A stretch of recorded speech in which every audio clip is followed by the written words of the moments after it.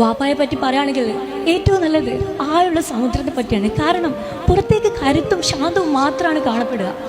ആ പുഞ്ചിരിയും കയ്യിലെ കരുത്ത് കണ്ടു വളർന്ന നമുക്ക് അതിൻ്റെ പിന്നിലൊരുക്കിയ ചിന്തിയ വിയർപ്പിൻ്റെയും കണ്ണീരിൻ്റെയും കഥയറിയാൻ വളരെ വൈകാറുണ്ട്. വാപ്പ എന്ന് പറയുന്നത് നമ്മുടെ ഓരോ ജീവിതത്തിൻ്റെയും അടിത്തറയാണ്. അതിലെ ഓരോ കല്ലുകൾ നിർമ്മിച്ചെടുക്കുന്നത് കഷ്ടപ്പാടുകൾ കൊണ്ടാണ്. വാപ്പ ചുമന്ന ഓരോ ചുമടും വെറും ഭാരമായിരുന്നില്ല, നമ്മുടെ ഓരോരുത്തരുടെയും ഭാവിയായിരുന്നു. കൈകളിൽ പുരന്നത് വിയർപ്പാണെങ്കിലും ഹൃദയത്തിൽ പുരന്നത് നമ്മളോടുള്ള സ്നേഹമായിരുന്നു, നമ്മളുടെ ആഗ്രഹങ്ങളായിരുന്നു. നമ്മുടെ ഉമ്മയുടെയും ഉപ്പയുടെയും ആഗ്രഹം, പ്രാർത്ഥന, അധ്വാനം എന്ന് തുടങ്ങിയ എല്ലാത്തിനും ഒരൊറ്റ ഉത്തരം മാത്രമേ ഉള്ളൂ. അത് നമ്മൾ മക്കളാണ്. അവരുടെ ജീവിതം മുഴുവൻ ചുറ്റിപ്പറ്റിയിരിക്കുന്നത് നമ്മുടെ ജീവിതത്തിനെ പറ്റിയാണ്. നേരം അതിക്രമിക്കുന്നതിന് മുന്നേ നമുക്ക് കണ്ണു തുറന്ന് അവരുടെ മനസ്സുകളിലേക്കും നോക്കാം.